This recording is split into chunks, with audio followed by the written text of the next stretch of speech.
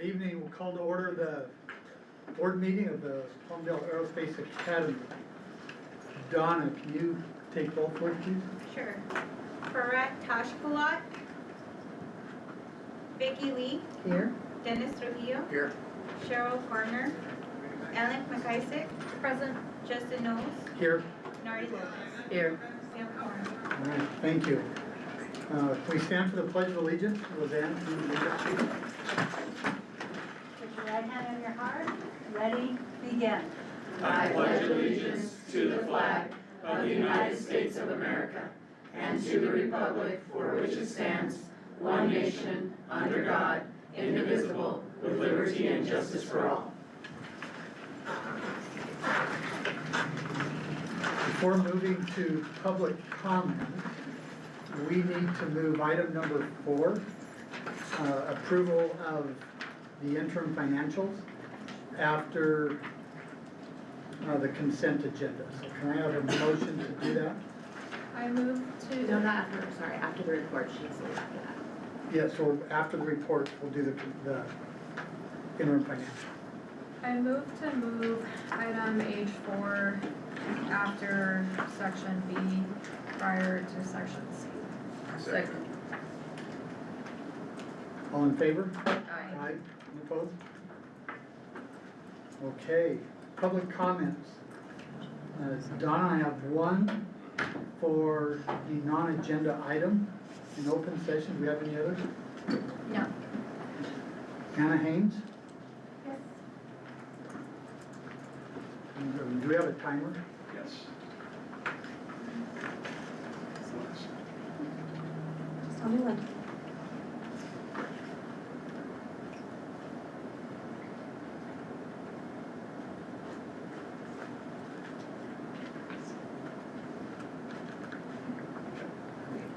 Hello members of the board, my name is Anna Haynes. The last time I spoke here, it was to ask everyone present to please encourage the Academy's bargaining team to stop stalling negotiations so that we can move forward with our first contract. That was a long morale-lowering process that took 16 months and resulted in the loss of a lot of good teachers who couldn't deal with the anxiety of not knowing when it would end and the awful feeling that the Academy's bargaining team was dragging out this process as retaliation against teachers who were just asking for sustainable work conditions. It's been a long time since then, and to be honest, it feels like things were going a lot better. We have a contract that both sides can live with. Relationships between admin and teachers feels more collaborative. Many people said the negotiations were going well and probably would be over soon. I personally haven't had to speak at a board meeting or in front of city council in months. That's been amazing, love it. So for everyone to be feeling pretty great about how this was going and to feel tentatively hopeful that it would be over by Thanksgiving or Christmas, to suddenly hearing that we might end up in impasse has been incredibly disheartening and incredibly confusing. Everyone I know is upset at this sudden plot twist that was just thrown at us. No one understands how we went from an almost finished contract to at the border of being on impasse. This feels like an extreme and unnecessary choice. One will that set. I'm so sorry. Yes, I'm tired. That will set back the progress we have made. I am standing here to ask you to please encourage the Academy's bargaining team to come back to negotiations so that we can work through together. We should strive to be one collaborative unit who does not need to call on external intervention. Things are getting better. Let's just keep going in that direction, please.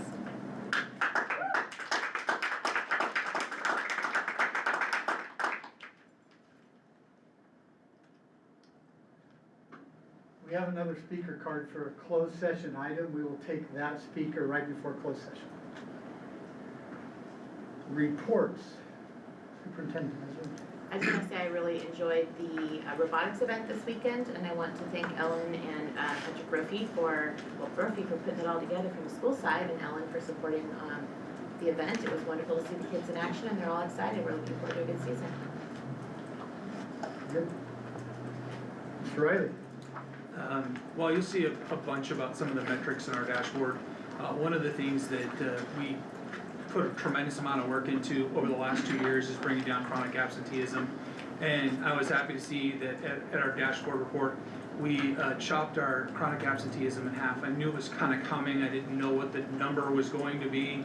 I know just in special education last year, we gained back almost 120 1,200 days of ADA in special education alone. So I know we're making inroads there, where we still have a chronic absenteeism issue, but instead of having kids that have 20 days, now we're looking at 10 and 12. So tremendous amount of work's gone on there. It really is a testament to just the teachers, our classified staff members, and the administrators that are doing the work every day, and the parents, and having those conversations about the significant importance of being in school every day.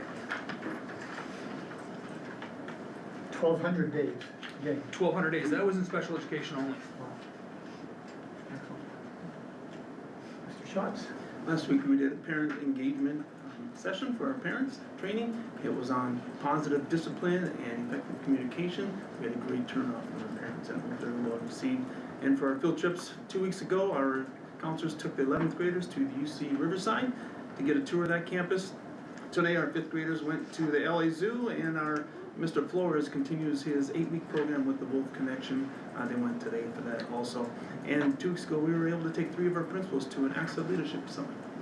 That went very well too. Thank you. Thank you. Director of Educational Services? Special Ed? Spent. I don't have anything to report on this. Thank you. Roseanne? So I need to quickly speak about the audit and an audit extension, and I'm going to distribute this to the board, and then I'll talk about it in more detail. Due to the government shutdown, the auditors were unable to complete the audit as they had expected, because there is a requirement in our audit for federal audit guidelines. You have to audit our federal programs, and we have over $750,000 we receive in federal money. So the auditors are aware of that, and as a charter, we have to go to our authorizer to request the extension. So Palmdale School District is aware of it, and they also have the same issue with the audit. So this letter is from our auditor. Chrissy White is our audit firm, and Marcy Kearney is the CPA partner who oversees our audit. So the letter is to the board and the management, and it basically is explaining that we have to ask for an extension. The extension we asked with Palmdale School District is until January 30th, but now that the government is open again, it shouldn't be that long. I can tell you that our audit is complete here. We have done all the pieces. They just have to verify the federal piece and write the report. So I am hoping that we'll have it by December, our meeting in December. And if not, we will have it until January, but it's okay because we do have the extension for that. Good. Thank you. Mr. Dilger? Absolutely. The team's going to be hard at work next week during Thanksgiving break. Most of your classified staff are 12-month employees and will be here grinding, getting the campus ready. One of the big projects we've discussed with the board is coming to a head next week, and that will be the installation, or the start of the installation of our walk-in freezer to support expanded food programs for our food services team. One of the big needs there is electrical to be run to the location that's been deemed. The vendor is on deck and will be working on site, and at the conclusion of next week, the freezer will be ready to be installed. So we're looking forward to supporting the food services team in that manner. Outside of that, it will be daily operations, getting the campus clean and ready for our wonderful instructors to come back to. We're looking forward to our Christmas break as well. We do have additional potential projects that are coming in to benefit the campus and benefit our student population. I'll share a little bit more of those in the upcoming board meetings. Thank you. Ms. Lovick, Health Services. Good evening, I'm here today. Nothing major to report, just we have a lot of state reports that are due. We have Medi-Cal reports for our interim reimbursement program that are due. We are about halfway through hearing and vision screening for elementary. And unfortunately, we've had a lot of students who need classes, so teachers will appreciate we're getting those referred. And just daily IEPs and 504s and attendance meetings are really focusing on trying to get kids into school and meeting their health needs. Thank you. Mr. Brophy. Sweet. So since last board meeting, we've had 2 robotics events here, and thank you, Ms. McIsaac, for helping out with this, and all the volunteers that make these happen. We do have 4 more events coming up, and events beyond that, so it's really great to be able to host events at this school, just better access to our students and parents. If you ever come by to see our workshop, we've done a lot of like upgrades, a new plasma cutter, rearranging furniture in there, because it's really about what can we do to add more and like make this like a true maker space and really be more inclusive to classes and get more of them in here. And like, for example, I've been kind of helping teaching a class the last few weeks here, one of our middle school GTT helping out with that, and it's a lot of these kids really love that hands-on stuff and they really want to get involved, like get away from the Chromebooks too and just build stuff, and they get some really engaged. So I'm hoping as we build that up and support that we've had through the school to make it really, really nice and get more kids that opportunity to do that. So it's really special to be at a place like this, and thank you all for this opportunity to like really just help the kids design, create, explore. Thank you. Thank you. We have a representative from PATA.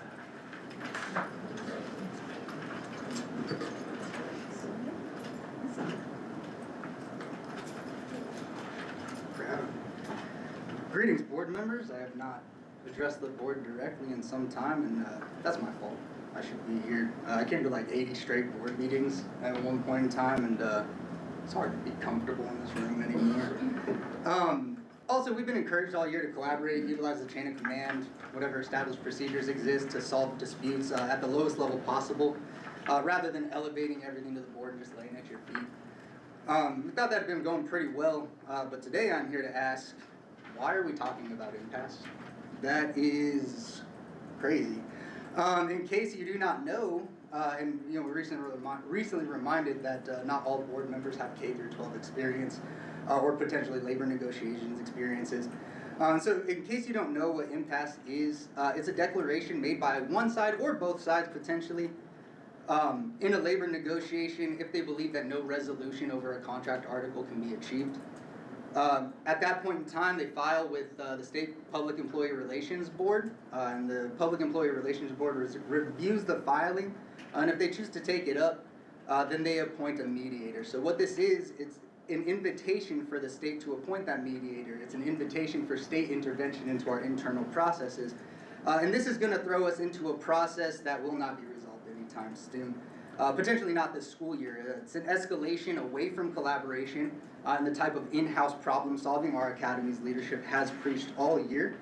It is a move that can only be construed to us as antagonistic, and especially because we currently have 2 more days scheduled to bargain in December. And by all accounts, both sides were incredibly close to resolution. We felt good. Cindy Carver, our bargaining chair, came into my classroom Friday morning optimistic. She thought that we would be done negotiating Friday morning. That was, what she had communicated to me. And so it's just shocking, right? There are aspects of the articles that are going to impasse over which we are in complete agreement with the academy. And the only disagreement that exists is which article in the contract that language belongs in. So we're talking about impasse over literally nothing. A little bit of compensation dollars, which in the grand scheme of the academy is not significant. We've given a lot of ground in that regard. And I'm going to avoid saying too much, actually. Yeah, let the negotiations team handle that. But last time we negotiated, when we ratified our first contract just in September of last year, it took 16 months negotiating an entire contract under significantly more hostile conditions. And if you were here, I think you kind of understand what the relationship between labor and management looked like at that time. So it took 16 months negotiating an entire contract under more hostile conditions and frayed relationships before impasse was declared over 5 articles. Tonight, Superintendent Gina Lynch will ask the board to declare impasse over 2 articles after only 3.5 months of positive, productive, and wholesome negotiations.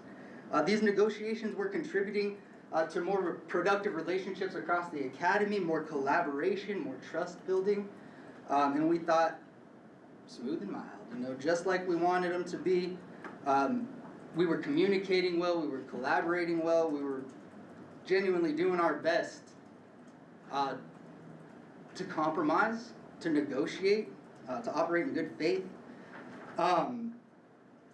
And so to say that we, as a certificated staff, are shocked is kind of an understatement. This feels to us like the equivalent of someone flipping over the dinner table and yelling at us. And on Thanksgiving, no less.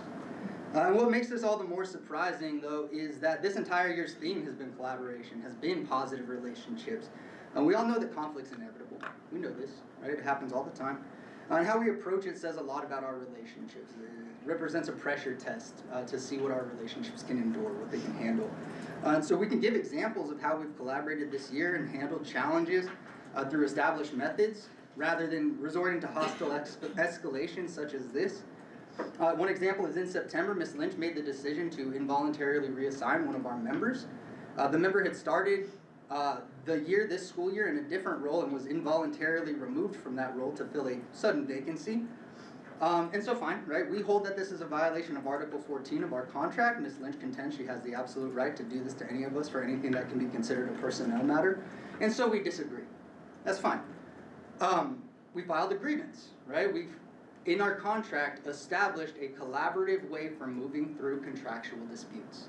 And so we filed the grievance, and that's still processing, still moving up the chain, right? All the way back in September. It's slow moving. We understand this. It's a collaborative process. It takes time. But we didn't let it poison our relationship. We are following established procedures. We didn't escalate it what's beyond necessary. We didn't come late at the board's feet. This may be the first time you're hearing about it. I don't know. Because we were handling it in-house, because we were following established procedures, and because we weren't escalating. We were collaborating. And so, yeah, we don't run from our challenges. We don't run from pressure tests in our relationship when things get a little dicey.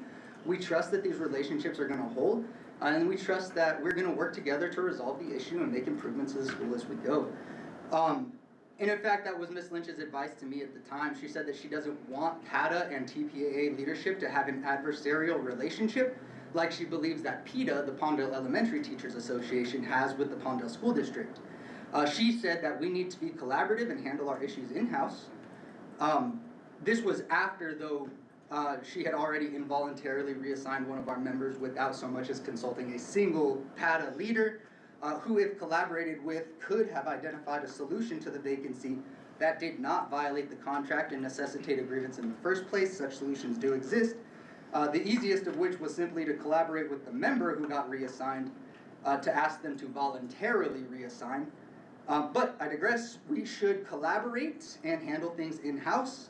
And this decision to file impasse flies directly in the face of the advice Ms. Lynch gave me that day and inserts the very hostility into our relationship she cautioned me to avoid. Another indicator of collaboration is much more recent. It was only a couple of weeks ago that Ms. Lynch requested an audience with PATA and PACA leadership because she was worried about the situation with the vacant board presidency. We all were, right? It was very surprising to us that Mr. Lujan had resigned. And, you know, it was an interesting development that the special board meeting to replace him was canceled. And so, yeah, you know, understandably, some confusion abound. And we were kind of, you know, even maybe honored that Ms. Lynch would seek our input and advice. And so she asked for our input, we gave it. We told her that PATA members appreciate leaders who are present, who are involved in the campus community, and who support our work. The following week, 2 board members walked the campus with Ms. Lynch, visited several classrooms, mine included. And then Ms. Lynch even took the liberty of inviting board members to the PATA meeting that preceded this board meeting. And we were honored to host 3 of our board members at our PATA meeting. And so, yeah, we didn't necessarily, I would say that nobody in that meeting at the time took what I said as an invitation for board members to be invited to our meeting. But no big deal, right? We didn't really mind. It was a bit of a surprise, led to some confusion. I know I had to email back and forth with some board members to just kind of clarify what was going on. But didn't make waves about Ms. Lynch intervening in PATA's business because we didn't see it as an issue worthy of damaging our relationship over. Ms. Lynch interfaces with the board frequently. Her concern over a positive relationship with you all is as valid as our concern over a positive working relationship with Ms. Lynch. And so these relationships have to be amicable, they have to be collaborative, they have to be resolution oriented. And we should not resort to dramatic escalations the second we reach a sticking point.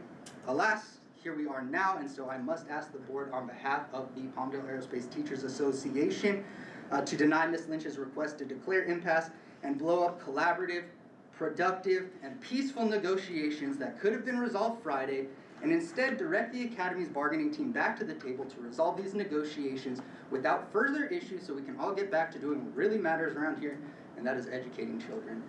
Collaborations begin with negotiation. If any board members would like to attend future negotiation sessions and observe the goings-on, please do reach out to myself or my esteemed colleague Cindy Carver to attend at PATA's invitation. Thank you for your time, board.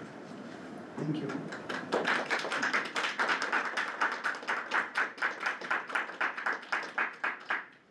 we have a representative from PACA tonight? Will we be speaking during the agendized item? What's that? Will we be speaking during the agendized item? Or sunshine? They have an action item later in the Oh, agenda. okay. We don't have a report. Yeah, they don't have a report. Okay, so we will move to the interim financial report.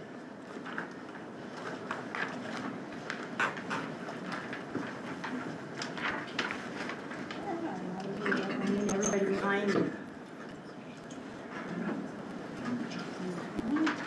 There's a water bottle.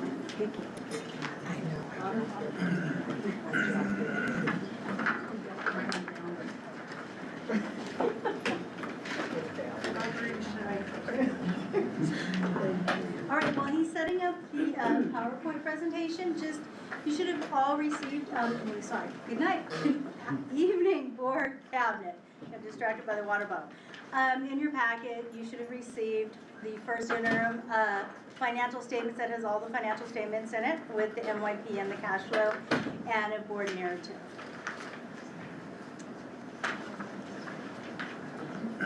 So this evening I'll be presenting the 25-26 first interim report. Where do I point it? There we go.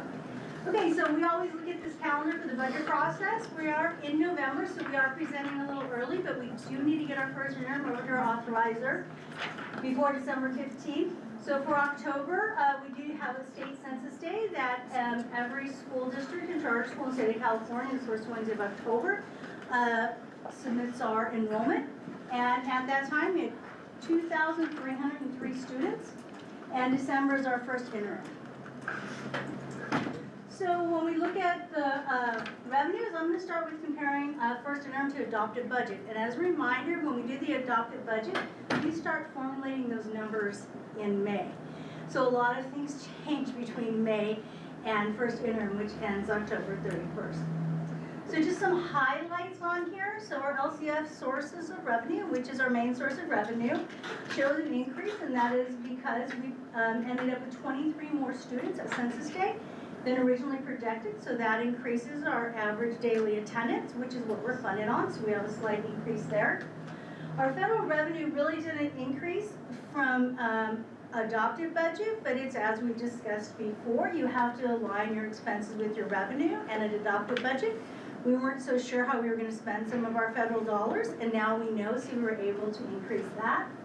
The lottery funds, I had put lottery funds in there at adopted, and now recognizing that our textbook adoption will not be paid for until 26-27, the dollars are pulled out of revenue and set in the balance sheet, so we have the money to pay for the textbook adoption.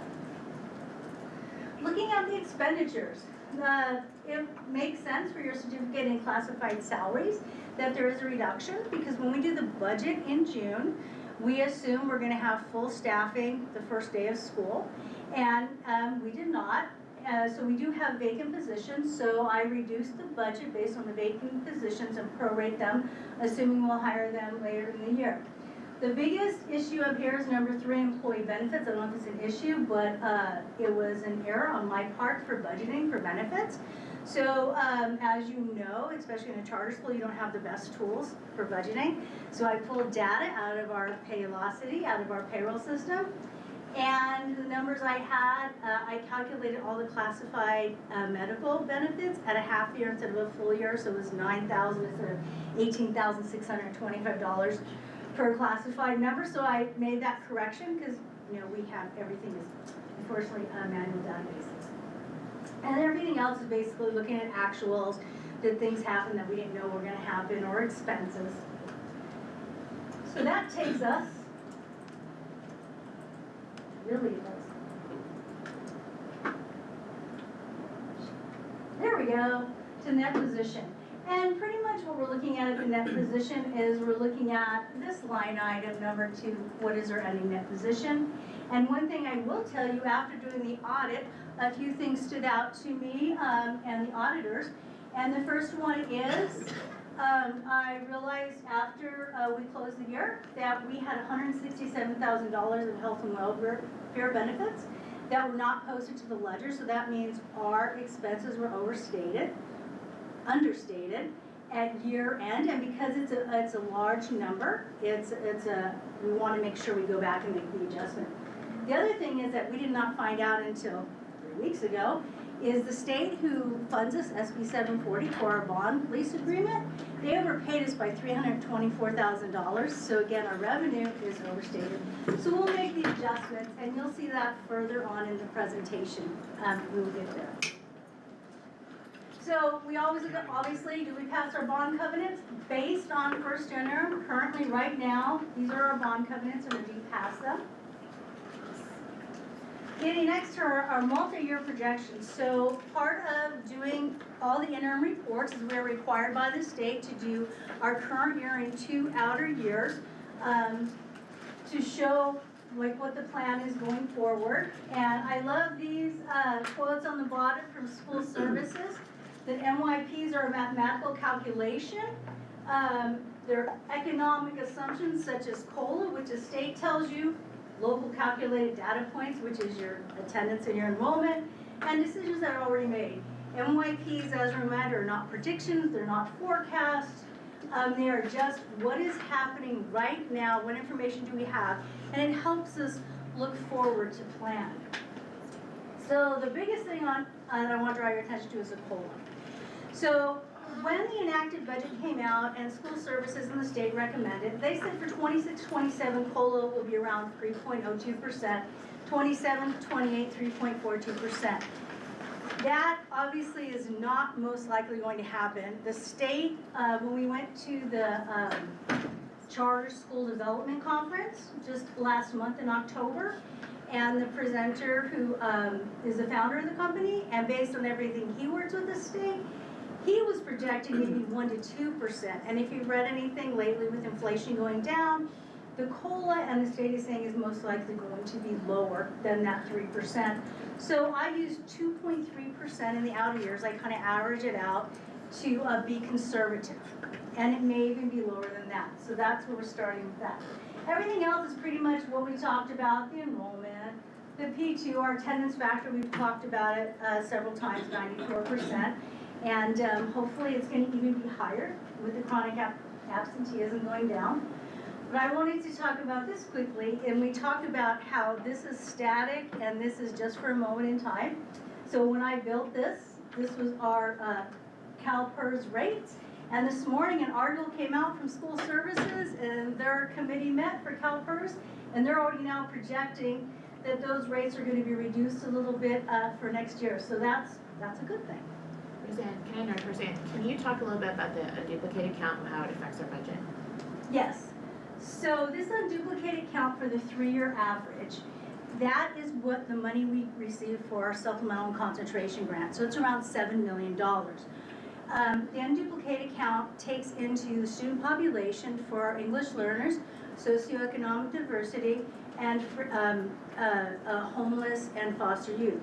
So they take that percentage averaged over 3 years, and that is where we come up with that percentage that allows for the dollar amount that we're given to by the state. So if we have any hiccups in our UPP, and we're not getting forms that are supposed to be submitted by the parents, it will reduce it. And I calculated out, if we were around 69% UPP, that would lose about $400,000 this year, and because it's a 3-year average, even if it goes up next year, it will continue, and in 3 years, it's $1.2 million we would lose in revenue for our supplemental and concentration grant.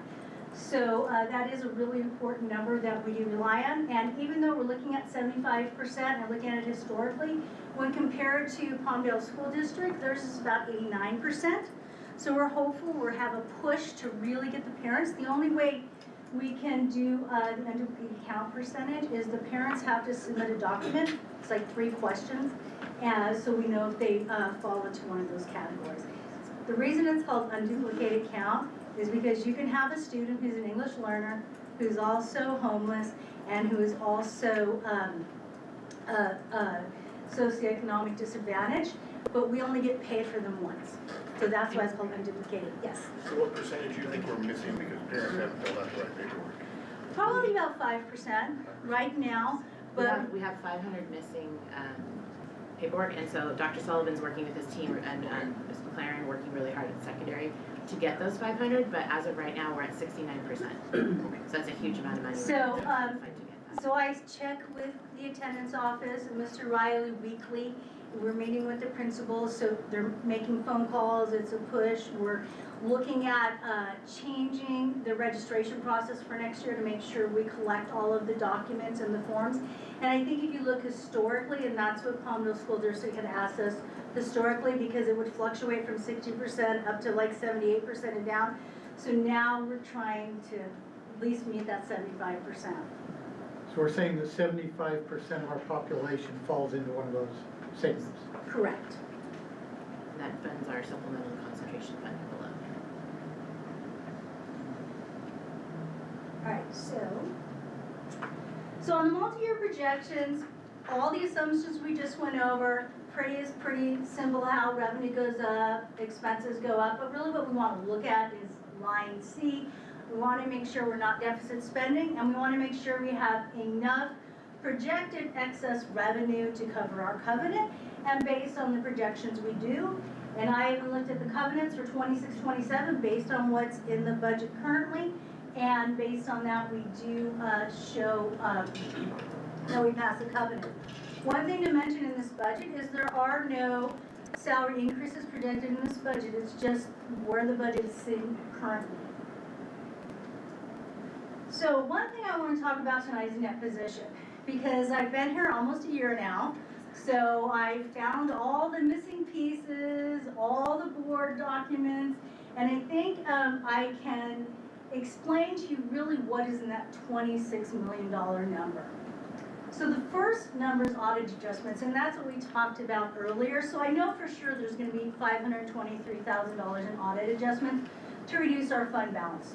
So there's this one. Net investment in capital assets. This one is really more challenging to explain because why is there a reduction? I will tell you, there's 937 school districts, public school districts in the state of California. They all use fund balance. They use a different type of accounting, their fund balance. So when you look at a district's financial statements, it says fund balance. It does not say net position. When they purchase fixed assets, such as like the roof replacement, it goes on their income statement, it's reduced from revenue, and it reduces that fund balance line item. Fund 63, we're an enterprise fund, we're full accrual, we're net position. So that means when we purchase a capital item, anything over $5,000, the states just raise it to $10,000. But at $5,000, the roof replacement, $3.7 million. It doesn't reduce that net fund balance. Net investment in capital are all of our assets, less the depreciation. So you kind of think of it as like when you have your mortgage on your house, you have a $500,000 mortgage, you've paid $300,000, you have $200,000 in equity. So that is what your net investments in capital are. And so that is why you include it when you reduce.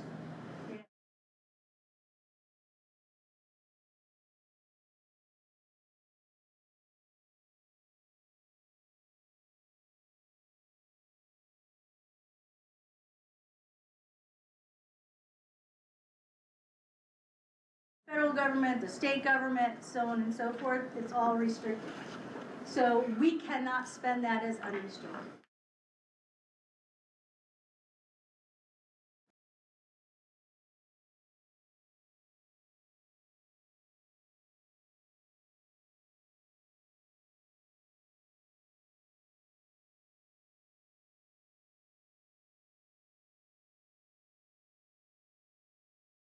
recently learned about. So, board approved deferred maintenance. Under Article 8 of the bond and lease agreement, bond agreement, under section 13.01, there is an item called structural maintenance and repairs. And basically what it states is we have two types of buckets. Every year we send $120,000 that comes out of our expenses for repair and replacement for this facility. They also require that every 5 years we have to have a facilities study done on our campus, and then they provide a listing of how much it would cost to fix everything over a certain period of time. And the bond states that we are supposed to reserve that money.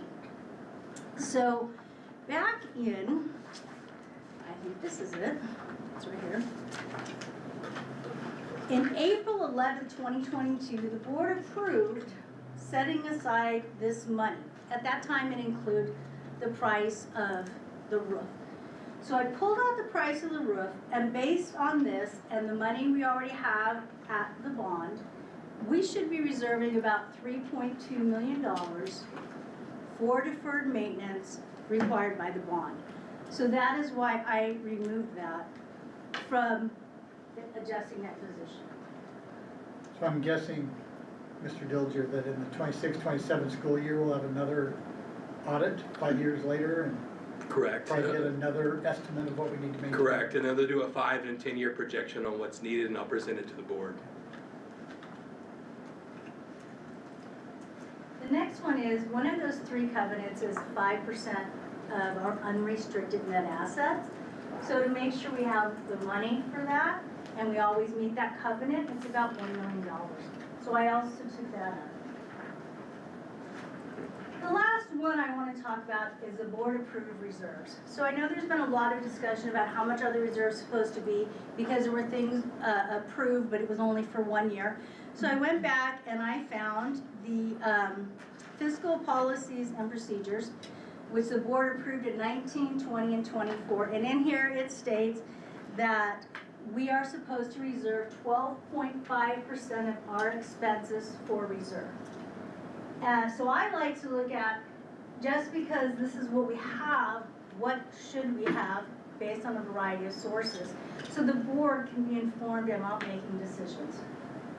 So when I look back here, this comes from school services, and this came out this year in April, and they do for all the school districts. Now, charter schools are not part of the school district, but the charter schools don't track fund balance or net position like charter, like public schools. But you can see in 2023-24 what the average reserves were. So then I was like, well, let's find more data. So there's an organization called the Government Financial General Fiscal, oh my gosh. It's an organization of officers, general, I always write it down, I can never remember because I always call it the GFOA. Anyways, they're the gold standard of governmental accounting. They are all over the country, and their recommendation is 2 months of the general fund. CDE recommends 2 months or 17%. Department of Finance, 17%. This I thought was really interesting because, as you know, or you may not know, every interim, school services and LACO send out a recommendation of what to include in your first interim and your interim budgets. But I thought this was really interesting because in the first sentence, what school services is referring to is that we used to, with the prior governor, in our public education, money at the state, we had a rainy day fund. So if something happened with the state revenue or something like that, education wouldn't be hurt. But the current governor has completely depleted all that money because of budget deficits. So we have no rainy day fund at the state anymore. We know for LEAs, for districts, they require a minimum of 3%, but as you know, that is less than 2 months. And then, so it's just kind of interesting what they had to say. So I went back and calculated and said, if we did 2 months, if we did 17%, if we did the 24%, where would be in reserves? So based on what we're projecting for our expenses currently right now, you can see it's 1 to 2 million to more millions than what we actually have for reserves. So these are just informational. We have 5.5 million right now about. Yes. So when we go back here, we're at 12.5%, and we take all of the 4.6 million of our expenses that we're projecting right now, and that's where I calculated the number from. So when we go through all of these and we pull out all the things that are board approved or bond that we have to, we look at that unrestricted net position. If you were in a district, it would say unassigned fund balance, because you take out your reserve and everything, and that's your unassigned. So that is really what your net position is supposed to look like. Questions? So if we were to adjust our reserves to some of those higher dollars, well, let me go back to a question that would lead to that one. I know that the COLA was showing at 3.5% for out years, and you put 2.3%. If it were 3 or 3.5%, how does that impact our bond covenant? If it came out to be 3%, would we still meet our bond covenant for those out years? You mean if the COLA? If the COLA was higher? 3.5%? Yeah, if the COLA was higher, we would meet the bond covenant because we would get more money. Oh, we get. So the COLA is Oh, based we on, also, okay. so our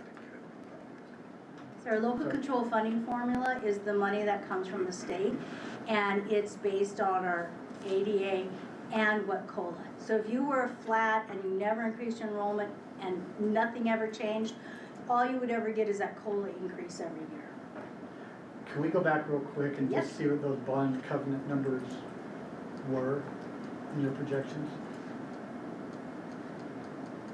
Sorry. It's okay. You have to read really fast backwards. Those right there? Yep. So this one, Oh, so that's got this year's. Did So- you do a projection for the next two? yeah, so what it would do, yes. I didn't do for 2 years out, but I did for this year here. It would, if you had like 3% instead of 2%, it would increase your restricted revenue. Is the ratio about the same in the out years, do you think? Well, We're not getting close to missing it, are We're not getting close to missing it, but we are at 1.24. At 25, 26, we were at 1.29, and then it goes down to 1.24. And again, it's an estimate based on what we know right now.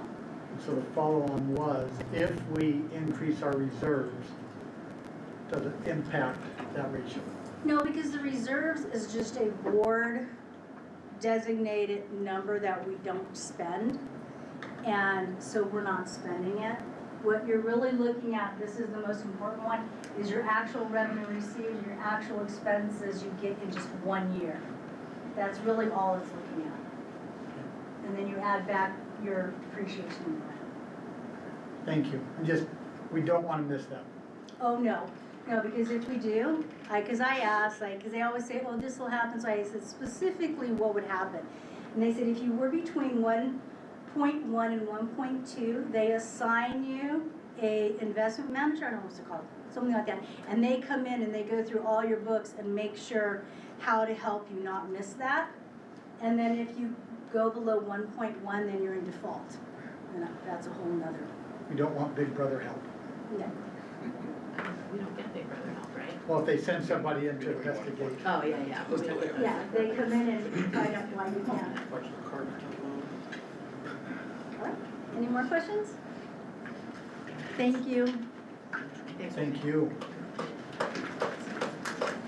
Okay, this is everybody else's stuff. So we need a motion to approve that. Oh, yes, so we need a motion to approve first interim financial. I move to approve the first interim financial report for 2025 to 2026. All those in favor? Aye. Any opposed? Very good. Government Finance Officers Association. Mike? Excellent. And did we have Farah our other board member join? Yes, he's on. Donna, if you want to make note that he's Yes. in attendance. Thank you very much. Okay, we will move to the action portion of our agenda, election of a board president. We will open it to nominations at this time. And I will begin with the nomination of Ellen McIsaac. Are there any other nominees? I nominate myself.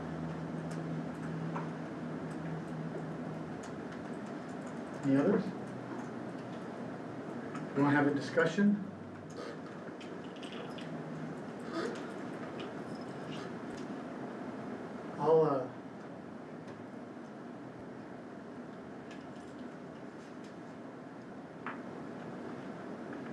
So a couple of comments for Ellen, why I think she's the right president for the board at this time is, in her job, she lives the mission of our school. She designs, creates, and explores for a job. She has the industry expertise to understand what we're trying to get our students to learn, and is a teacher at our local college and teaches those things and understands that. She has been a mentor at work for individuals in industry and understands what it is to be a role model to our students, and has been engaged in the programs on campus with them. She's also had a long history with the school and understands very well what we've been through, where we are, what it's taken to get to where we are now, and understands what's behind the different decisions that have been made to get us where we are today and to keep us on that track of improving. And last but not least, since the inception of the school, every board president has been from either Palmdale School District or from the city of Palmdale. And I feel that this is the perfect time for the industry expert slot to be able to fill that role and bring in that knowledge base to that role at this time. For those reasons, I've nominated Ellen. Any other comments before we take a vote? So I guess I will speak for myself. Yes, I agree. I agree with everything that was said about Ellen. She has been part of the school from the moment that the robotics team started, as I was a parent myself, and she was brought on for mentorship through that work. I myself have lived in this community for over 22 years. I have worked at the city of Palmdale for 20 years, but I sit on this board as a person that really values this school, not as a city employee, but because my child went here. I was part of this school when it started from day one. We were not on this campus. I saw these walls go up with the work that was done by all the teachers and the administration then at the old campus that we were, which was very small campus. And I watched the teachers work in a way that I admired the dedication they gave to the school and the students, and it made me see what a valuable school this is.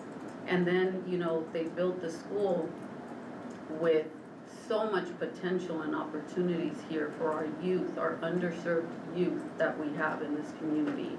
And so I'm here as me, my person, not as a city first representative, though I do. I value the city I work for. I've been there 20 years. I value what they do and what they represent in this community. I also value the Palmdale School District, who is a huge stakeholder as well in this community. And so I think there's a lot of potential here. I can say that I have seen the challenges, because I will be truthful. There has been challenges and there is challenges now. I have seen decline in certain things and I've seen advancement in certain things. And for me, as a board member, I believe I bring the value of also being part of what a governing body responsibility is in setting policies and hearing everybody's voice to make those decisions. And so I also have a lot of connections in the community with aerospace and healthcare and all of the different, many community partners that are in this community that can bring value to the school and partner and collaborate with the school. So I feel that I would represent the school in a very genuine, trustworthy, and putting what is most valuable on this campus, which is every single student here that should have the opportunity to have a wonderful education so that they can be successful wherever path they choose in life. Thank you. Any other comments before we take a vote? All right, so since this is open session, we'll go around the board and ask each individual who they vote for. So, Ms. Lee. Norty Lopez. Mr. Trio. I think it's a conflict for me to vote, so I'm gonna abstain. I think you still have a right to vote for a voting voice. I don't think we would need to abstain from voting. I would like to abstain. I think it's inappropriate for me to vote for myself. I will vote for Ellen. Ms. Lopez? I vote for myself. And Farad on the line? Yeah, I vote for Ellen. We have to have a majority of the board to elect a president. We do not have a majority right now. And so, Jay, procedure? I'm not eligible. Oh, no. Yeah, you guys have to keep voting until we get a majority vote. At some point, I mean, you could call it if you wanted to. Or do we move it to the next meeting when we have the rest of our board members here? Well, it's still it still takes 4 votes, but We're missing one you person. could, I mean, I would leave it up to Mr. Knowles as the acting board president if you want to do another round of voting, or it's really up to the board. I mean, the board has to vote by majority. Would there be any changes in the votes? Vicki, would you change? Even if I vote for myself, it's a tie, so we don't have a majority. So procedure is superintendent has the ability to make many of the decisions until we pass the majority. Yeah, So- and I think you can run the meetings until you have a board president, and then if there is an emergency or something that has to be handled immediately, then I think the superintendent can take care of that. Can we You've also been- call a special meeting?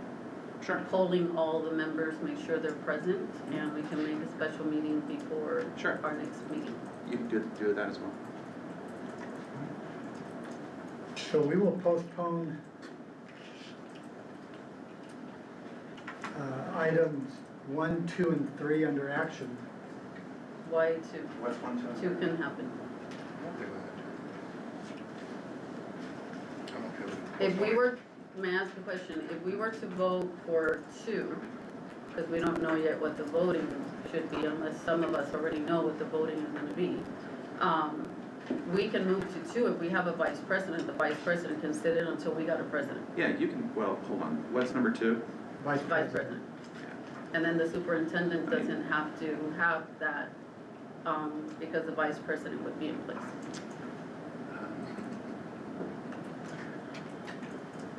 I'm trying to recall the board bylaws. Because it's a second action, But we could have a you vice. recall vice president. Vice president takes control of the board. Of the In the board. absence of the So- president, we've never had a vice president here Right, before. you could, So that's why we- there's no reason why you can't move to C2 and attempt to elect a vice president. That's fine. I'd like to move that we table the election of vice president until after we've elected board president.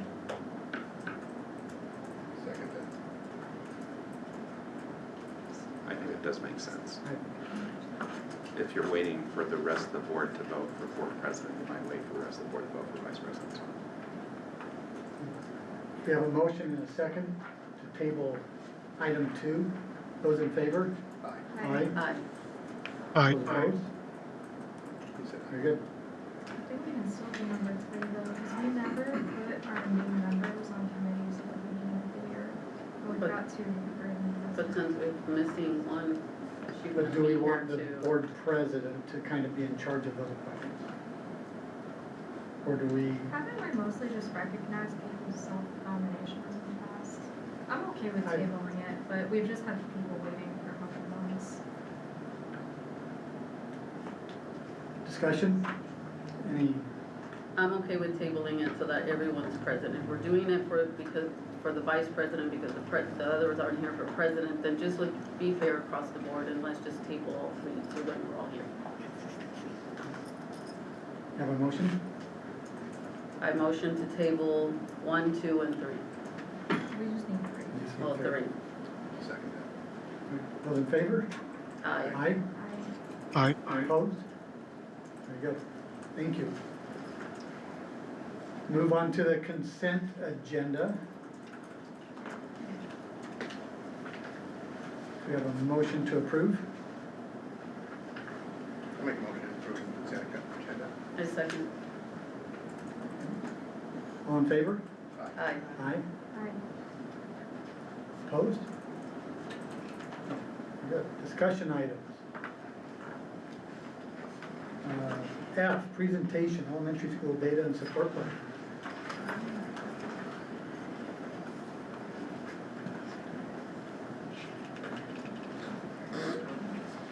Good evening, everyone. My name is Jay Alvarado. I'm one of the co-principals at the elementary. And I'm Mrs. Fussell, I'm the co-principal of the elementary school. And so tonight we want to go ahead and share with you our STAR state data with our benchmark, with our first benchmark and the second one. And then for the transitional kinder, we want to share their ESGI, which is the educational software to guide instruction. To start off, just to look at the STAR state data, the red just means urgent intervention, the yellow is intervention, and then blue is on watch, that means they're almost at grade level, and then the green would be at or above grade level. We do have Okay. Just put it this way. Oh, right here. Oh.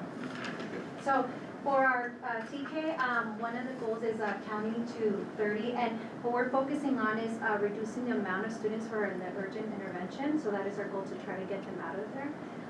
So for August to October, we did see a decrease of 35% for our TKers, counting to 30, and then as you can see, we also want to celebrate those students who've been at or above grade level. And then the other one was supposed to be, I am so sorry, there's a typo. So this one was supposed to be letters. So this is uppercase letters. I don't know what happened with the title, but uppercase letters. So there was a decrease on the 35%, and then they made growth on the at or above. And then this was the one counting to 30. So there was also, it was the same one. But they also decreased. I apologize for this one. But they did show growth as well, and then they also decreased on the urgent intervention. And then for kindergarten, we use the STAR data, so they take only the early literacy. So even though there wasn't a decrease on the urgent intervention, they did make growth on the on-watch, so they make 33% and then 15% growth on the at or above. So we want to make sure we also celebrate that they make growth. And then for first grade, they decreased 50%, and they also make growth on the on-watch and the at or above. And then on their math, they decreased by 49%, and then also increased on the on-watch and at or above. Second grade, even though they didn't show under the reading, the decrease under the urgent intervention, they made 8% growth at or above. And then for math, 38%. And they also show growth on watch on the at and above. And then for third grade, 9% of decrease. And then you can see where they make growth. And then math, 8%. also made an increase on the on-watch. And then fourth grade for reading, they decreased 36%, and also made growth on both on-watch and at or above. And then for the math, 31% decrease, and made growth on the other two areas. And in fifth grade, made 16% decrease, and made growth on the on-watch. And then for the math, they made a 17% decrease, and then also made growth on watch and at or above. And then we'll discuss some of the things that we've been doing, and we'll also have, Mrs. Foster will share the change that we made when they took the second benchmark, which did help us decrease our scores and raise our scores on the other bands. Okay, so one of the things that when we were looking at what can we do to help, you know, improve our scores, but also looking at how we take the test and how the students are processing through the test. So some of the things that we decided to make changes from August to the October benchmark was we reduced the class size during testing. So instead of upstairs there being 32 students, we didn't have any more than 20 students in a classroom. So we separated, put some in the STEAM lab and some in other classes, and we reduced it down, 3rd through 5th. We used more positive reinforcement for the students during the test portion, where we have our little Griffin Gold, and we pass out Griffin Gold, because they were, you know, for taking the test and for doing their best. We also provided scratch paper, especially with the math. We focused on them actually writing out the problem, if they wrote out the problem, and then they took more time taking the test instead of like just, you know, clicking to go through. Then we gave them extra recess time for completing the test.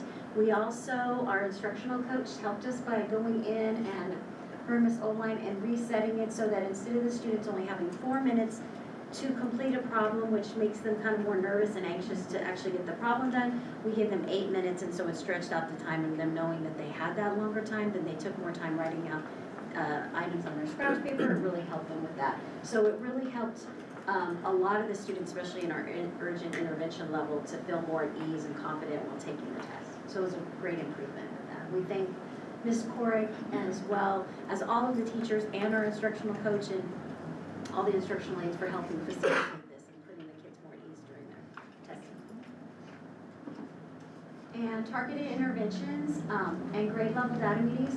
We have intervention sessions with our instructional aides every day with the students, small group and individual, as well as we have an hour of intervention every Monday, Tuesday, and Thursday and Friday for our students. But besides all of that, we also use our quick phonics screener that lets us know kind of where the reading level that the students are at. We use the STAR 360, which is the data that Ms. Alvarado just showed you. We also do math screener that lets us know a lot of the math, since where the students are in math.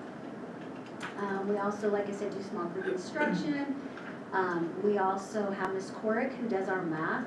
She's like our intervention math teacher, but she's, you know, really targeted, drills down on what the students really need, those concepts that they need, so that she can really do urgent intervention in those areas. We also, Ms. Alvarado and I implemented data meetings every month with every grade level so that we can actually go over the data with them so that we're all seeing the same thing and we understand that we're all focused with our goal through our guiding coalition on the students that we're really targeting to raise them out of urgent intervention and out of the intervention areas. And then here I just want to share, this is for our second benchmark. So what we do, we celebrate our students who either are at or above or on watch, because compared to the state, it is showing that our students are on grade level. And then any students who make 50 plus growth on the STAR, they also get invited. So they have the option to go to the cafeteria and play with Legos or have some computer time, or they choose to go out to the playground or the field. And then in the middle, we do have our students that anyone who has made growth or is on the green, showing grade level, they get a little card where they get to share with a staff member and show their growth. And then we have in the hallway, so we created like a bulletin board where we post all of their growth cards. So it's something that they do look forward. Every time we do take the STAR 360, they're asking, am I going to go to the golden ticket? When are you going to pass out the golden tickets? And many of our kids already know, because teachers will share right after they take their benchmark. They'll share them their scores, and then they do know if they are invited. And the ones who don't, they know that they can try again the next time. Any questions? Well, thank you, great work.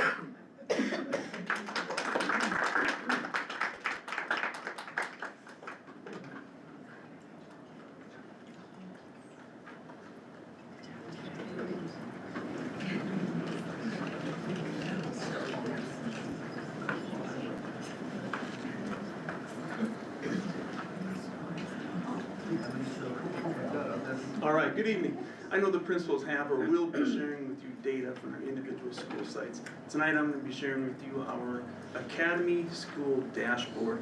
And the dashboard is what you can see out on the internet out there. The dashboard combines all three schools' data. So if a principal comes up and shares their growth that they're sharing, let's say in math, and look how wonderful we're doing in math, the dashboard says, okay, we're going to take that math and we're going to combine it with the other two schools. So if the other two schools here aren't as good, it mixes that together and gives us one for all the test scores, test taking grades. It gives us one data on that one. What the dashboard does is it helps identify our strengths and areas for improvement. And you can see the colors on the bottom, red being the lowest performance. We're going to work our way up, getting better as we go. Green and blue is what we're always striving to get on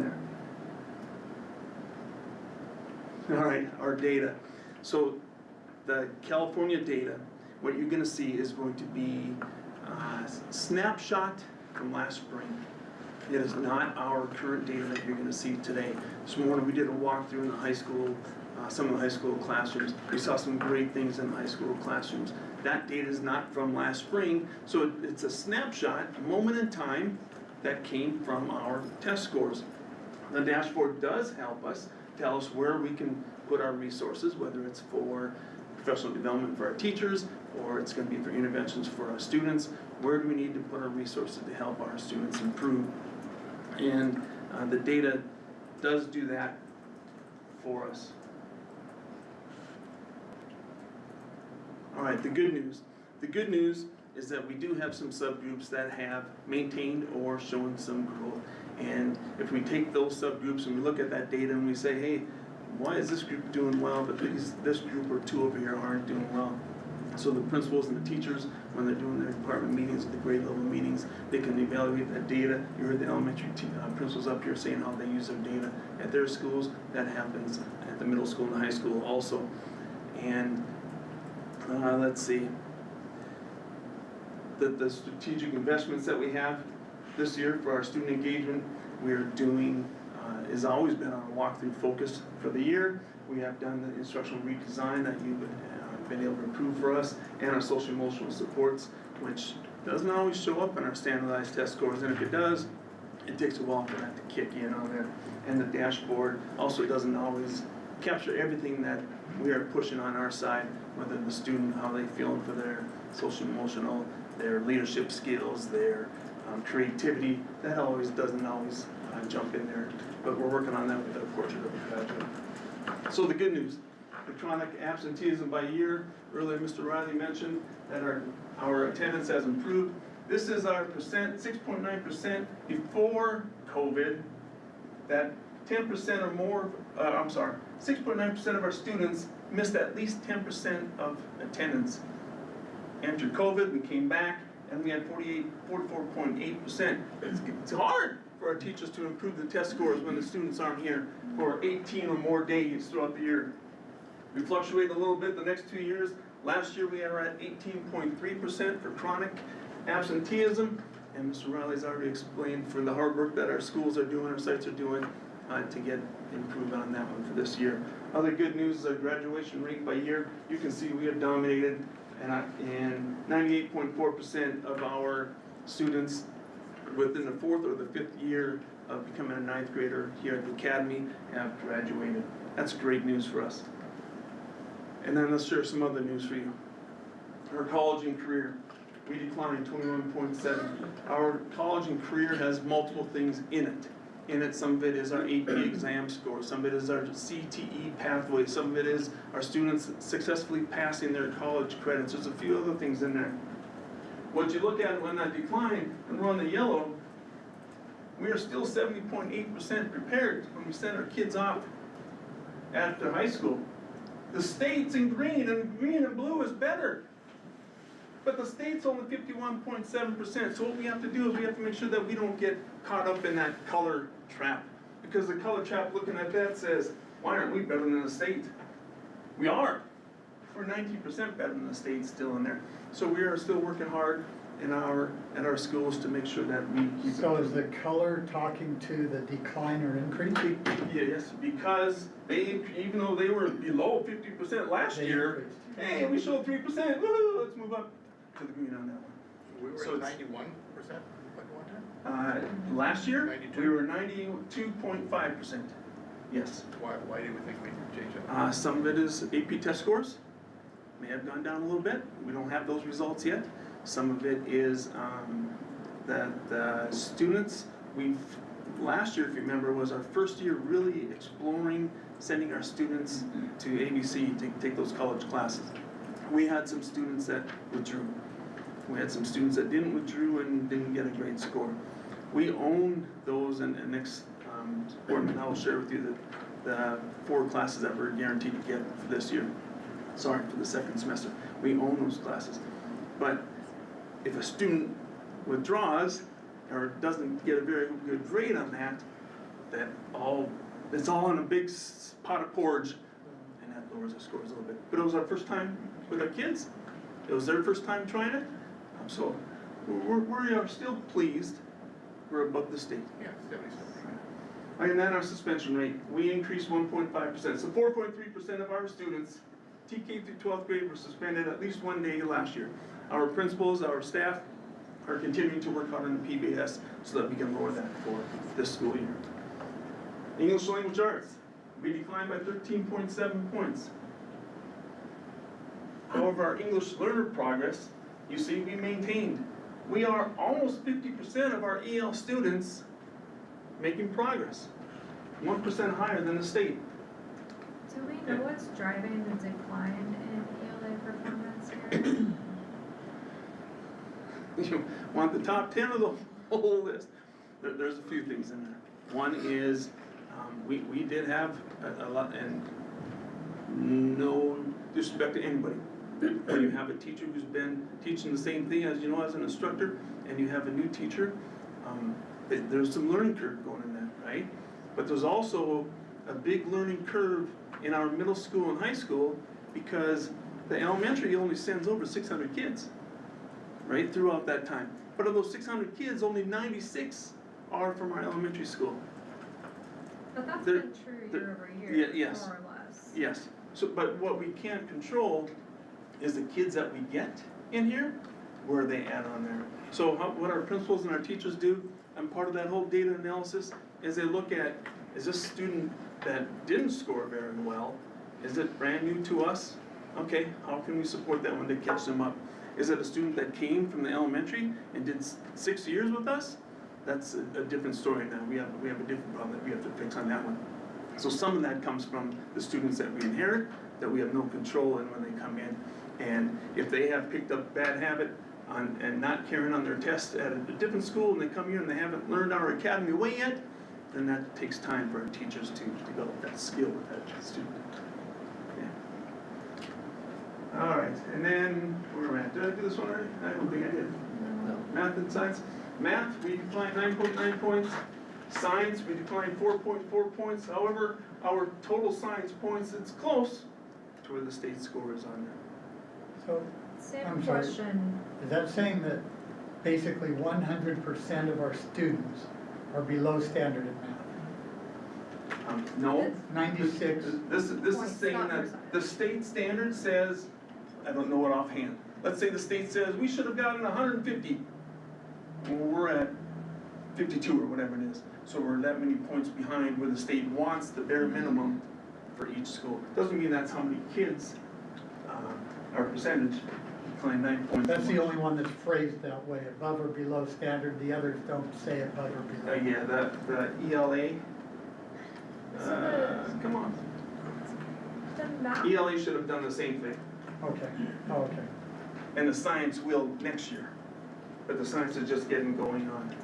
catching up to the math and ELA. The math performance has been an ongoing concern here, and when I've brought it up in board meetings in the past, people get mad at me because they say all you care about is math, which is not true, but if the place we're struggling the most, Year over year, it's not really changing. I know there are factors outside of our control, but students need to have basic math skills to be able to succeed in life.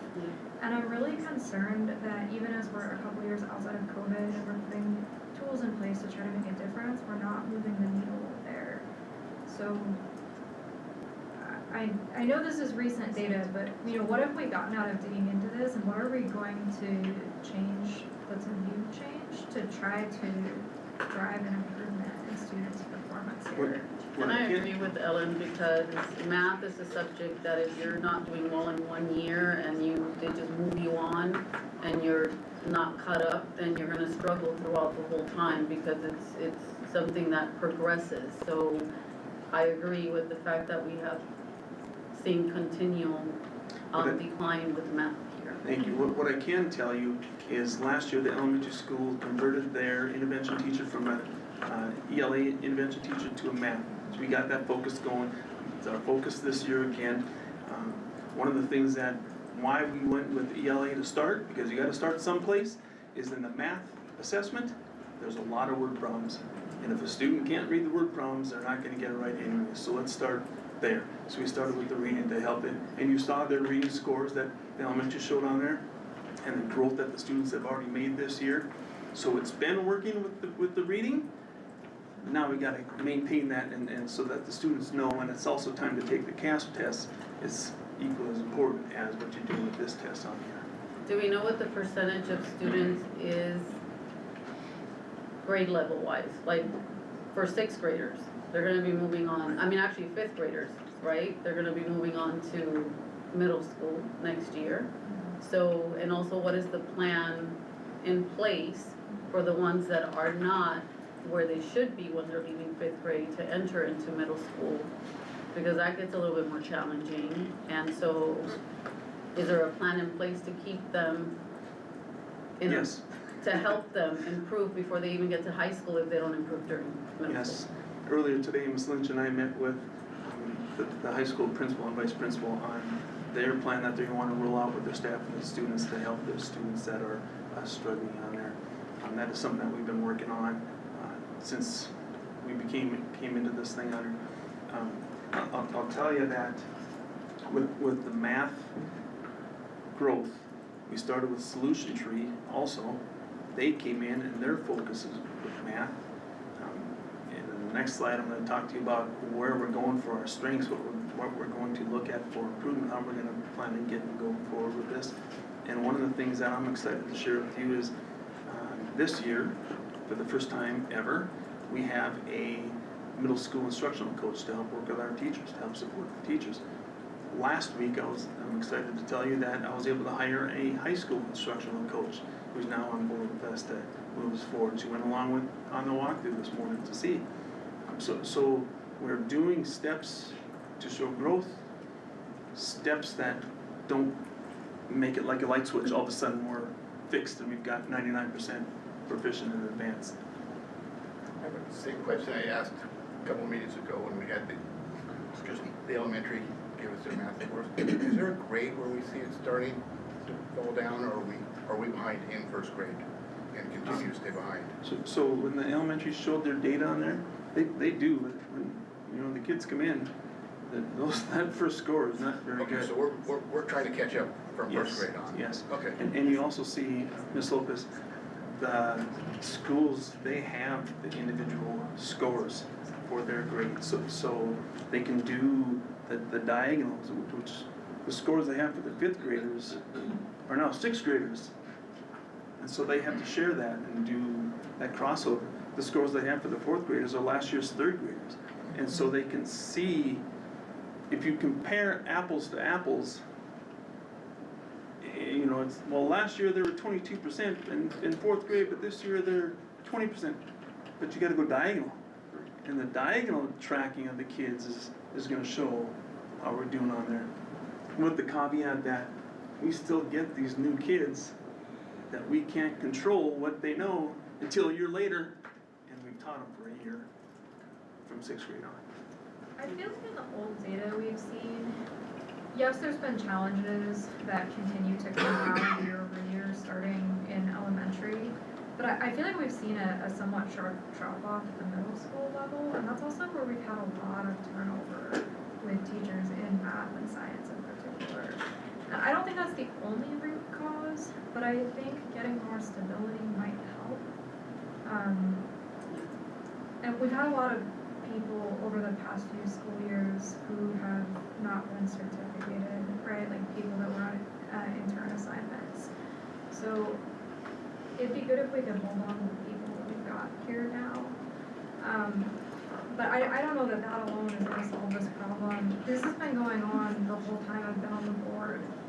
And I kind of feel like it just keeps getting brushed aside. I am happy to say that we have a terrific new principal for the middle school. She's been completely on board for working with her staff and doing professional development. She meets once a month, maybe a little bit more, once a month with their new teachers. During the new teachers' lunchtime, they give up their lunch to meet and so plan different professional developments throughout the year on there. So they are already getting more help and support, plus the addition of the middle school instructional coach who does weekly walkthroughs with the principal so that they can say, okay, I want you to work with this teacher on this and work to help this teacher on that to give them the support that they need. Okay. All right, so then, or not then, then, our next steps. We want to align our supports into where they're needed the most. So you saw our EL in there. It's the one that's doing well. Let's look at the other ones too. We're going to analyze our school level data, and our teachers and our admin are doing a great job of that in their department meetings and in their grade level meetings. Continue working with our solution tree consultants, and like I said earlier, I'm very proud of having our new middle school and high school instructional coaches who are teachers on special assignment to help work with our staff. And our principal's doing monthly interim assessment blocks given by the teachers for their students, so they get more practice with the test. And progress monitoring, we started this year with every 6 to 8 weeks. They're using that in their PLC time. And to take that subcategory, what are these kids doing here that these kids aren't? How can we help support that on there? I was in Mr. Lago's Avid class earlier today. I'm going to call them out in a group on there. And the kids are doing an amazing job in their Avid groups. And the kids are coming up with a question, and the other kids are helping them. And if you're a student that can answer a question and teach another kid how to do it, you know what you're doing. And that's where we got to get our kids to be avid in there. So thanks for improving the avid again for this year, because that's a very successful program that's working here at our academy. And we are a grade level and a half away from being academy-wide avid school. And that's unheard of, so thank you. All right. Any other questions for me? I think we did it during the presentation. It's all good, it's all good. So we've got the past 2 or 3 years of these dashboards, right? Yes.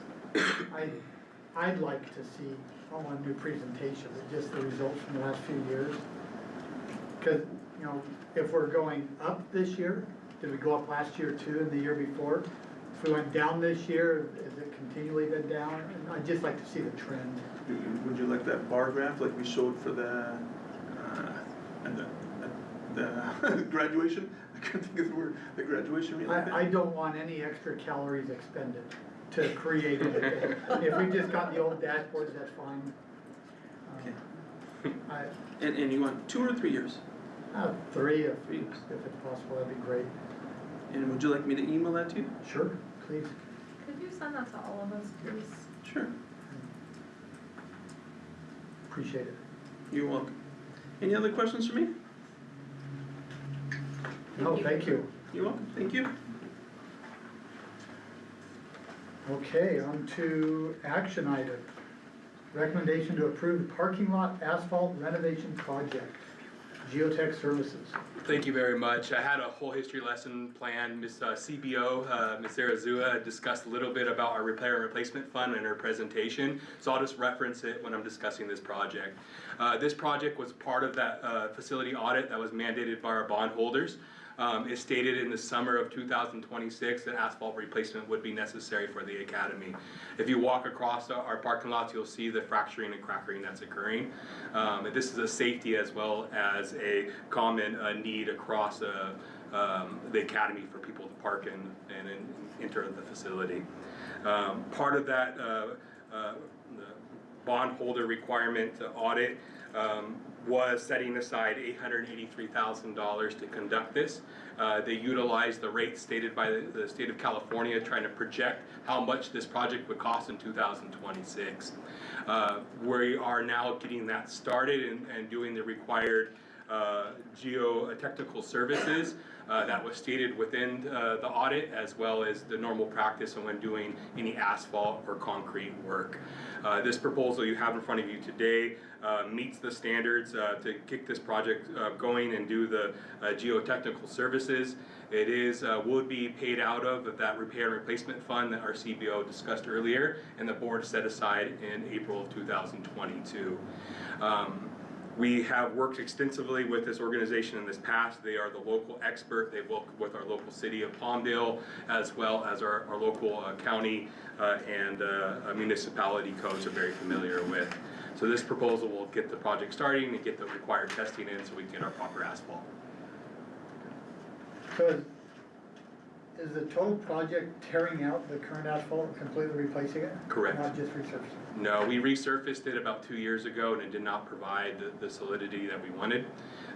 We believe, and the soil testing will showcase, that when the campus was originally built, that the soil was not fully dry when they laid the asphalt. And as the years went on, the asphalt dried, the earth underneath dried, which created the foundation to be unstable.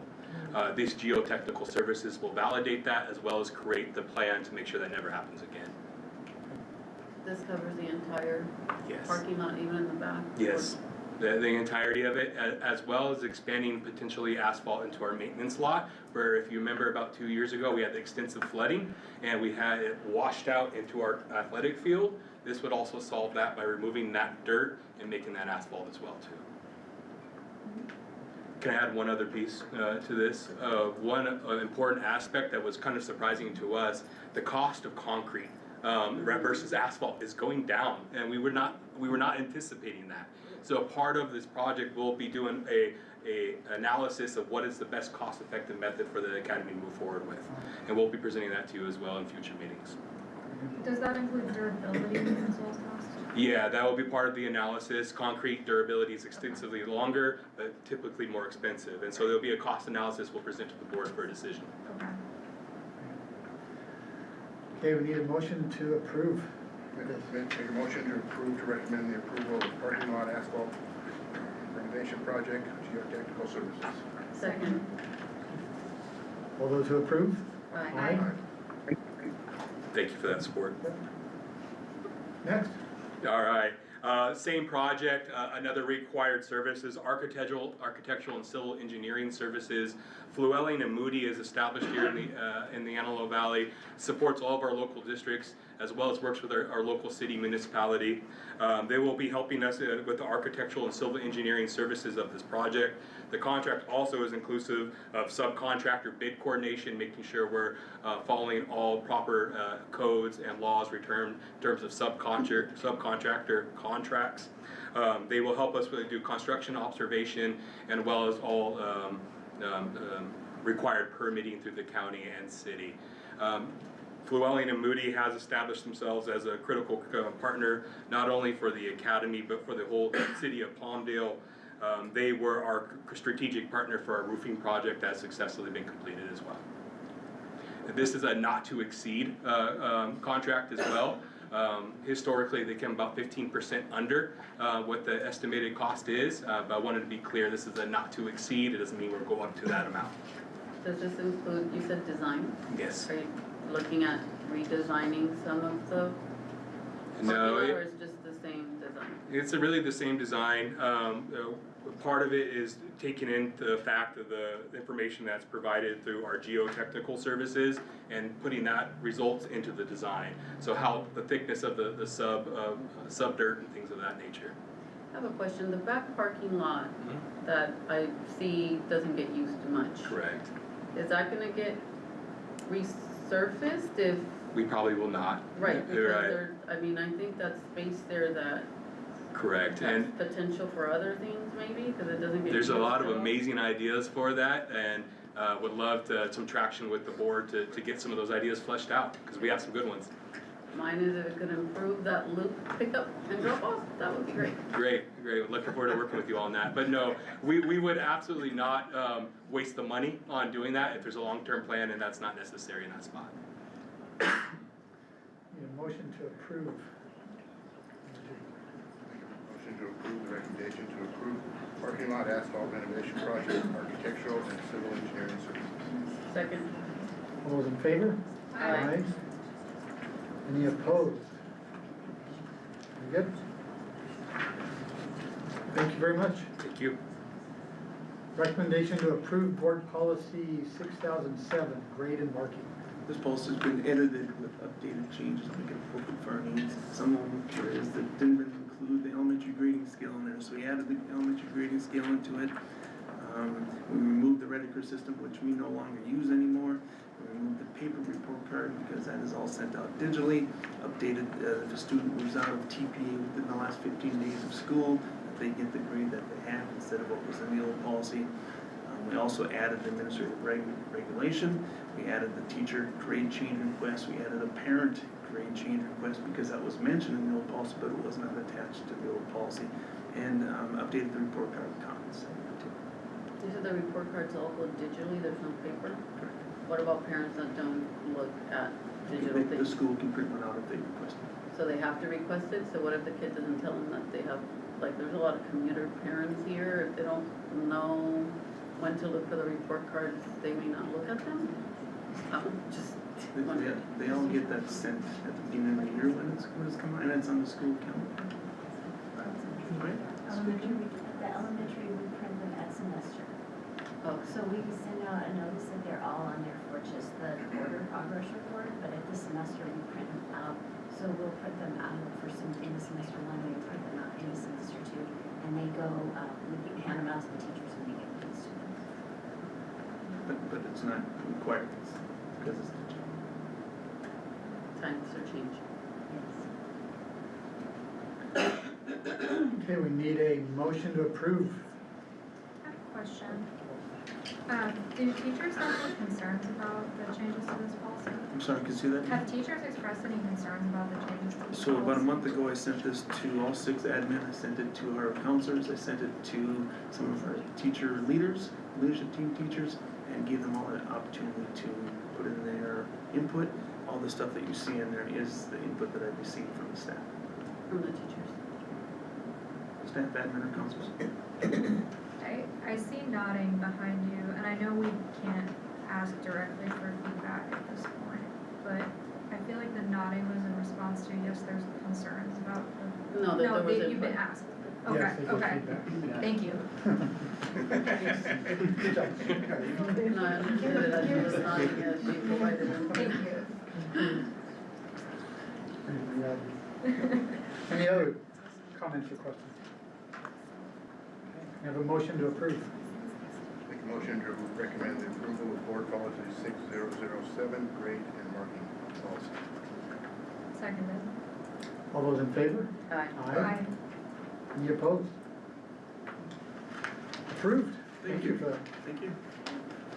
We did the first interim financials, so we'll move on to number 5, public hearing, aerospace, all the aerospace classified associations initial proposal. Conditions.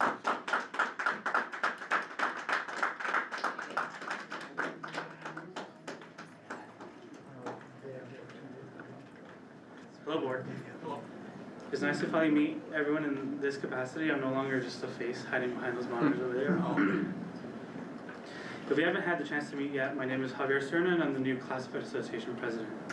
I graduated from this school in 2017 as valedictorian, and I've had the privilege of working here ever since. As both a former student and now an employee, I've seen every iteration of this campus. And I can confidently say that we are collaborating towards the strongest version of the school. For too long, classified staff have been the forgotten middle child of the academy, and we are excited to finally have a seat at the table. With the combined efforts of everyone on campus, we have the opportunity to build the foundations that our students deserve. But that work is not a solo adventure. It requires all of us. We are an ecosystem and we rely on one another to effectively support those students. With that being said, we've learned that the board will be making a decision about declaring impasse of the teachers. This is deeply concerning to us and is counterproductive to the shared goal of making the school the best it can be. At the end of the day, if we fail our teachers, we fail our students. And we fail to meet our collective mission. PACA stands strongly in solidarity with our teacher colleagues. We hope this impasse is not a sign of what's to come in our own bargaining process, but rather a momentary setback on the path toward our common goals. The Classified Association remains committed to strengthening our relationship with both the Academy and all of you on the board. We have appreciated working closely with Paul in implementing our contract this summer, and we're ready to channel that same collaborative energy into our next round of bargaining. With that, I'd like to introduce our bargaining chair, Christine, who will walk you through our 25-26 rebargains.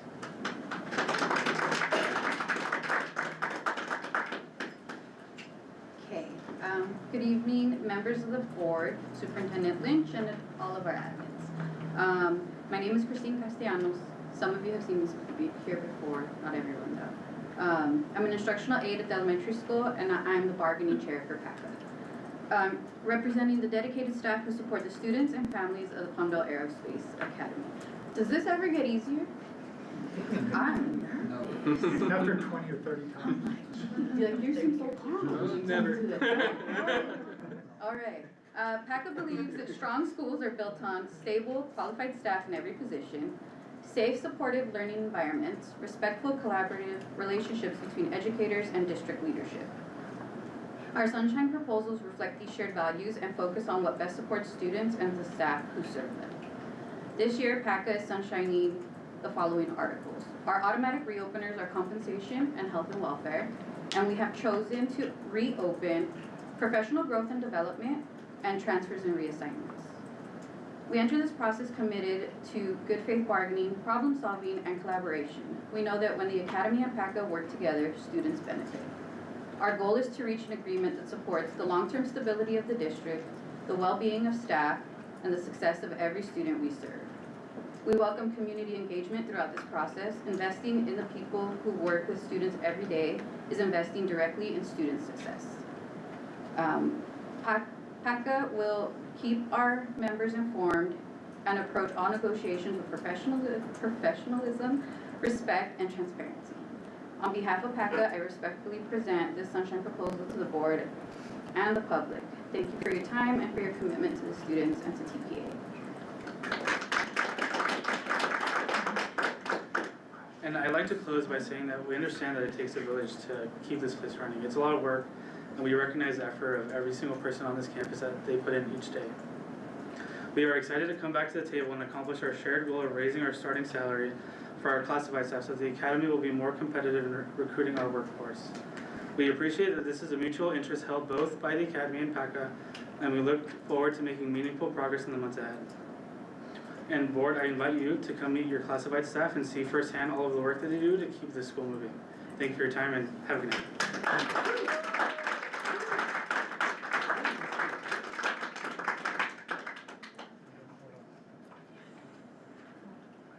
Okay, public hearing on the Palmdale Aerospace Academy initial proposal for negotiations for PACA. Hello. I got to echo a lot that was said. They are an amazing group of workers, and they are the backbone of the Academy, and they're often forgotten. And so ultimately, it's been a pleasure working with them and supporting this contract. And we're really looking forward as an Academy to really redefine some of these articles that we're reopening. On the Academy's perspective here, we are asking to reopen the articles of compensation and health and welfare benefits. Those are auto reopeners, and we'll be sticking to the auto reopeners on the Academy's perspective. It's once again been a pleasure to meet with our classified leadership and support them as the classified director. And I'm looking forward to the opportunity to get to the table as quickly as possible. Jay, you better have December open, and so that we can get to the table and serve our classified staff, which ultimately serves our students. Thank you. Okay, as we get ready to move into closed session, we have one speaker card for a closed session item. Cindy Carver. No, she's in the overflow room. I don't know if the sound is working. Yeah, it's been spotted. Can we get a timer, please? Thank you.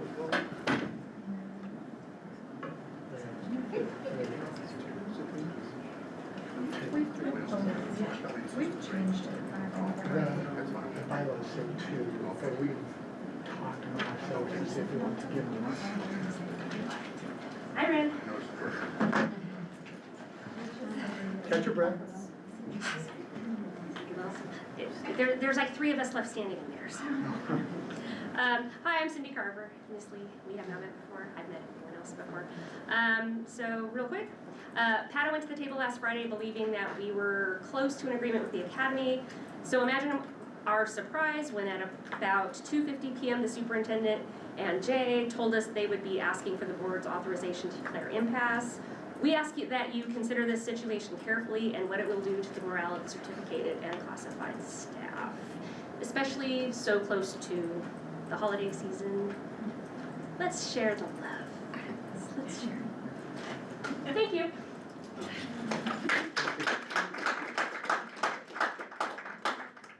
Donna, were there any other speaker cards?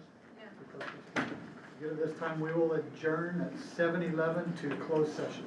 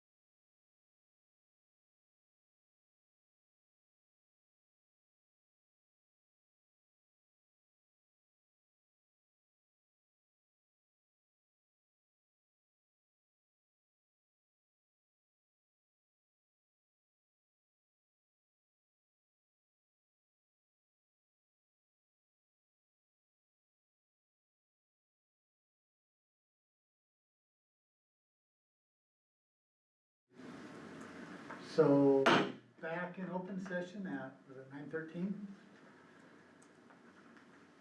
There were a few actions taken in closed session on a motion to approve unpaid leave, to extend the leave of absence for employee case number 2526-01.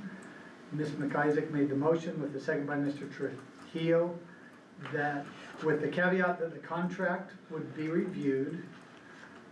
The vote was Mr. Knowles, aye, Mr. Trujillo, aye, Ms. McIsaac, aye, Ms. Lopez, aye, Ms. Lee, aye, and Mr. Tosh-Pulat, aye. On a motion made by Ms. McIsaac and seconded by Mr. Knowles to approve the recommendation of administrators for the expulsion of students number 2526-2 and 25/26-3. The vote was Mr. Knowles, aye, Mr. Trujillo, aye, Ms. McIsaac, aye, Ms. Lopez, aye, Ms. Lee, aye, Mr. Tosh-Pulat, aye. The motion made by Ms. McIsaac and seconded by Mr. Trujillo to approve the recommendation of administration for the expulsion of student number 25/26-04. The vote was Mr. Knowles, aye, Mr. Trujillo, aye, Ms. McIsaac, aye, Ms. Lopez, aye, Ms. Lee, aye, and Mr. Tosh-Pulat, aye.